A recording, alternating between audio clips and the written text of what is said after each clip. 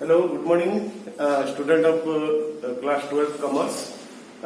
Welcome to Pandasar's virtual class on macroeconomics. And today our topic of discussion is money creation by commercial bank. Money creation by commercial bank.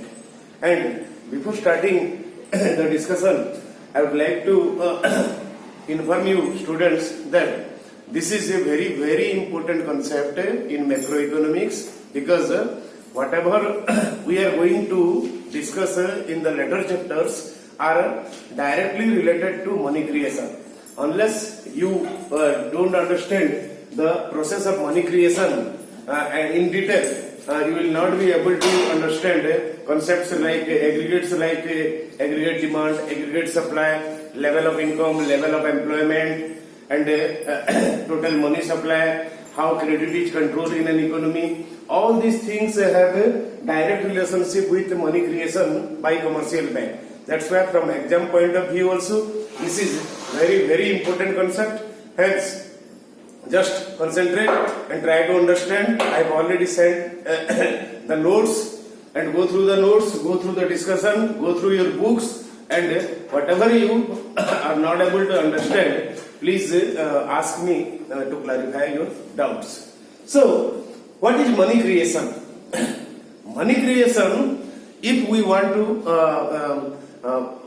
define the process of money creation, it is nothing but a process undertaken by an economy in which the total volume of credit or investment in an economy multiplies.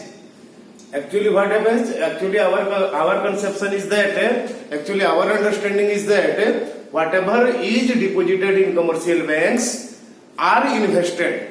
But after understanding the concept of money creation by commercial bank, we will find that the initial deposit or the money that is deposited with a commercial bank multiplies when it comes to investment.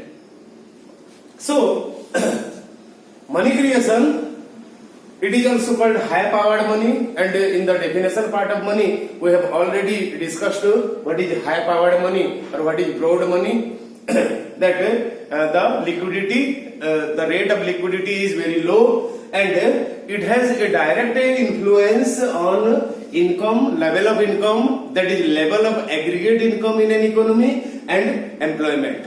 In fact, the income and employment are not two different concepts, they are same concepts. We will see it later.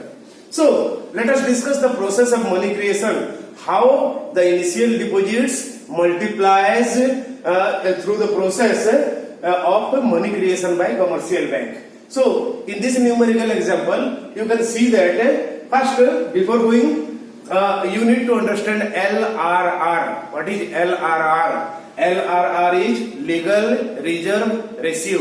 Once again I repeat, LRR is legal reserve ratio, which is combination of two types of reserves, that is SLR statutory liquidity ratio and CRR cash reserve ratio, and we have already discussed those terms. For example, once again I repeat those terms so that the understanding of LRR would be clear in your minds. That LRR, that is SLR, that is statutory liquidity ratio. That we know very well that whatever deposit comes to a commercial bank, the bank is not empowered or permitted to invest all the entire deposited money. So it has to keep with itself a particular percentage of the total deposit, of the total initial deposit, which is called statutory liquidity ratio, SLR, to meet day-to-day demand of customers. So, what is that is SLR, and what is CRR? That stands for cash reserve ratio. And cash reserve ratio is a fraction of definite fraction of the total initial deposit with commercial banks, which is kept with the central bank. So here we found two types of reserves, that is CRR, cash reserve ratio, fraction of total deposit, that is kept with the central bank, and SLR, that is statutory liquidity ratio, a fraction of the total deposit that is kept with the bank itself.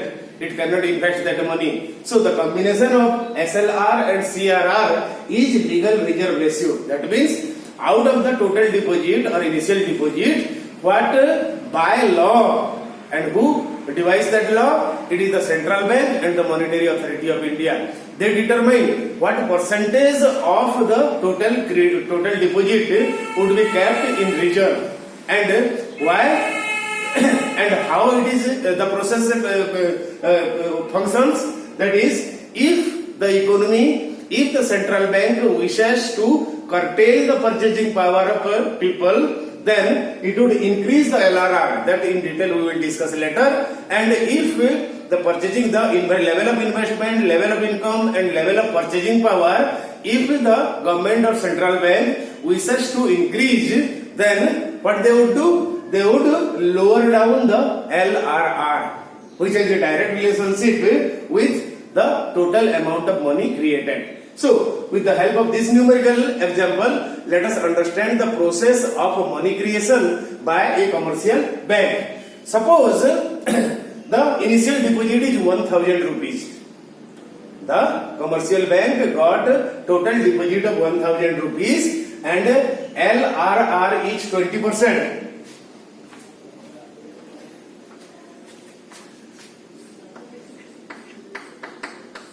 So 20% of 1000, that is 200, would be kept in reserve, and the commercial bank, even if it wishes, it cannot invest this 200 rupees out of the initial deposit 1000 rupees. So 1000 minus 200 equal to 800. So what will happen? This is 800. The commercial bank would lend once again 800 rupees. So, in that way, the 800 rupees again came to the commercial bank as initial deposit, 800 rupees. And out of this 800, once again 20% would be kept in reserve. 20% of 800 is 160 rupees, and reducing 160 from 800, the money available to be lent is 640 rupees. So this 640 rupees once again will come as initial deposit to the commercial bank, and the 20% of 640, that is 128 rupees, the commercial bank would keep as reserve, and the remaining 512 rupees will be again coming to the commercial bank as initial deposit. In this way, the process will go on, and we will find that the total money created is 5000 rupees. When the initial deposit is 1000, actually 5 times of the initial deposit, that is 5000 rupees, is created by the process of money creation of commercial bank. And we have devised this formula to calculate. Once we know the LRR and the initial deposit, we can calculate the total volume of money created by the commercial bank, and the formula for that is initial deposit into 1 by LRR, that is the reciprocal of LRR. Initial deposit into 1 by LRR. So initial deposit here is 1000 rupees into 1 by LRR is 20%. So 20% is nothing but 20 by 100. 1000 into 1 by 20 by 100, that stands for 5000 rupees. So in this way, the initial deposit of 1000 rupees, when it comes to investment level, it becomes 5000 rupees.